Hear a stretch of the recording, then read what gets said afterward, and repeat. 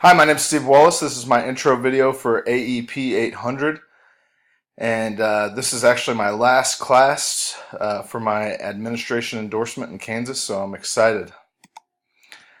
A little bit about me. Here's my family over here. My wife Ann is athletic trainer for KU volleyball. My little girl Addie, who's 4, she'll be starting kindergarten next year.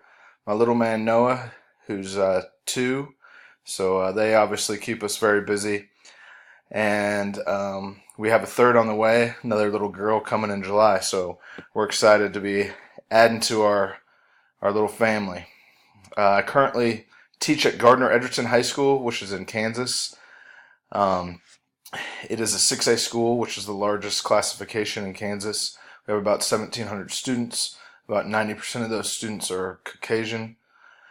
Our next largest group would be Hispanic Latino, and we have about 1/3 of our students on free or reduced lunch. It is a very fast growing community. When I graduated high school in 2002, there was only about 500 students in the high school. Fast forward 15, 20 years, and we're at 1,700. So very fast growing community with still lots of room to grow. My path into education was a little bit different. I started out coaching college basketball on the women's side and kind of transitioned over to the high school side. Head boys basketball coach at Gardner Edgerton and a couple other places.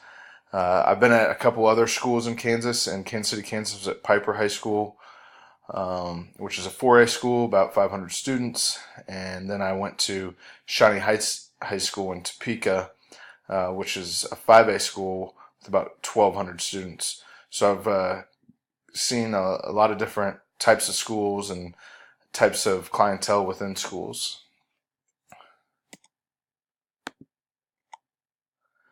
The impact, implications, and influence of technology on instruction, achievement, and improvement. When I was at Shawnee Heights, I went through specific professional development on SAMR, and as a district in Gardner Edgerton, we're actually getting professional development on the same thing. And I'm a big believer on this because it definitely influences how you instruct. It influences what you have the students do with technology. And then it kind of forces you to keep up to date on technology. What's the best use of technology? What's the new app? What's the new types of things you can do with technology in the classroom to help students achieve or help instruct better? So just to go over SAMR a little bit, I'm going to start with the enhancement part and start with substitution, which simply means, the technology acts as a substitute. So instead of writing a paper by hand, you use Google Docs. Okay, that would be an enhancement. Augmentation. The technology is a substitute, but there's a functional improvement. So that's like using Google Docs, but you're working in a group and you guys can all edit it together at the same time. That would definitely be an improvement. I wish I had that when I was a kid, to be quite honestly. And then you move up into this transformation. And this is kind of that higher level. If you're kind of comparing it to Bloom's, you're in that higher level. So modification technology allows for significant task redesign. That would be like doing a presentation like we're doing on here, where you're able to combine video, audio, and the presentation all together. You could, like we're going to do, upload it to YouTube, make it an iMovie, do those types of things. That's modification, just taking another step up and creating something completely new. And then redefinition, that takes it to another whole level where you're being very creative and you're creating something completely new. This could be like creating a website as part of a project in a topic in social studies or science or whatever it might be. You're creating a completely new website where people can click and you have people from the public that could comment or go to your website and that type of stuff. That's taking it to another whole level. And your instruction does this as well, using quizzes instead of just a written quiz. using, instead of just using PowerPoint, using some of the new tools that make your presentation interactive, things like that. And again, this you're not going to always be in the transformational part of this. You'll spend a lot of time in the enhancement, and in one class you could have all four of these. You can only have one of these in a class. And you can really think about how you're instructing using technology, how you're having the students use technology, and then if you're doing that, you're going to continue to improve your school because you're going to stay up in the technology realm. So I'm a big believer in the SAMR model. Personal critique of tech usage. So since I moved over to PE at Gardner, my use of technology has gone down quite a bit. I don't use it at all. I play songs on a speaker using Bluetooth. That's about as far as I've done this year. My next slide, we'll talk about how I plan on improving that. In social studies, I use it all the time, and I use that SAMR model, especially for students learning, to get them to create completely new things pretty frequently.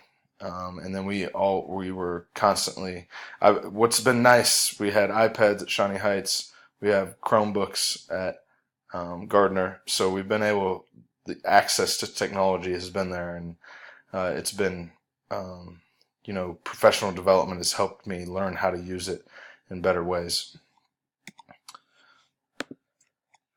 I plan to improve as a PE teacher.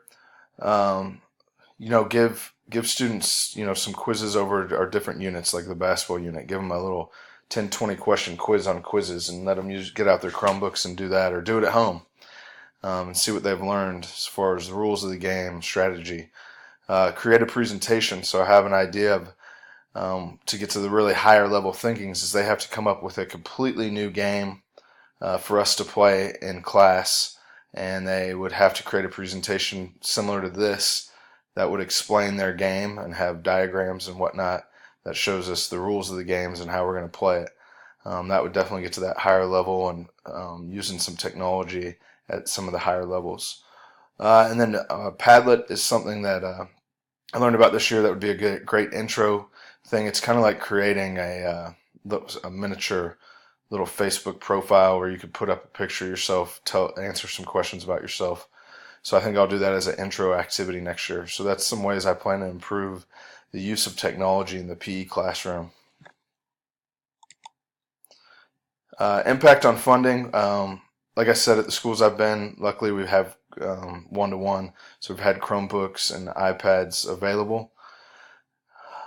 So as far as how that would impact instruction for me, it wouldn't cost any more because we're lucky enough to be one-to-one.